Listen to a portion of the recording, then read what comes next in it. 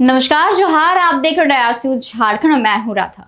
झारखंड के सरकारी स्कूलों में बच्चों के मिड डे मील को लेकर बड़ी परेशानी सामने आई है। बोकारो में कुकिंग कॉस्ट की राशि नहीं मिलने से स्कूलों के सामने भोजन की व्यवस्था कराना चुनौती बनता जा रहा है। आखिर स्कूलों की क्या स्थिति है और अधिकारियां क्या कुछ कह रहे हैं, सुनिए इस वीडियो में।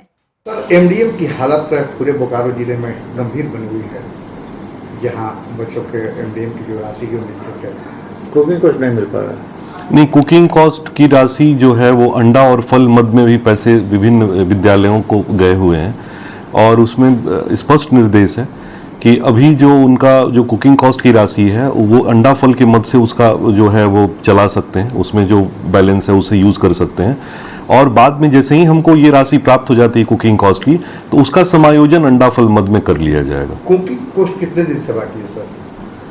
कुकिंग कॉस्ट तो ऐसा कुछ बाकी वैसा नहीं है क्योंकि हमको समय समय पर मिलते रहता है डेज के हिसाब से। लेकिन अभी जैसे मान लीजिए कुछ दिनों का था तो उसके लिए हमको अंडा फल में ये डायरेक्शन दिया गया कि इसके मद से ही उसको खर्च करने का ये स्पष्ट निर्देश है, उसमें कहीं भी उसमें कोई किंतु परंतु वाली बात नहीं है। वर्ष में सर अब तक प्राप्त नहीं हो पाया है।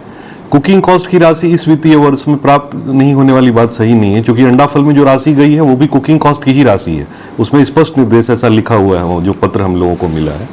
तो उससे जो इसका बैलेंस है, क्योंकि उसका एक ही खाता है और उसी खाता में दोनों मद की राशि जाती है तो उसमें कोई वैसे परेशान होने वाली बात नहीं है। हमारे शिक्षकों को भी निर्देश है, जो हमें जो निर्देश मिला है राज्य सरकार से उसमें स्पष्ट निर्देश है कि उस पैसा से वो कुकिंग कॉस्ट को चला सकते हैं, इसमें कोई कंफ्यूजन वाली बात नहीं है, इसलिए कोई समस्या वाली बात नहीं। जैसे ही कुकिंग कॉस्ट की राशि प्राप्त होगी वो पैसा उनको तुरंत आवंटित कर दिया जाएगा और उस पैसों से वो उसका समायोजन जो बैलेंस अमाउंट का है वो कर लेंगे।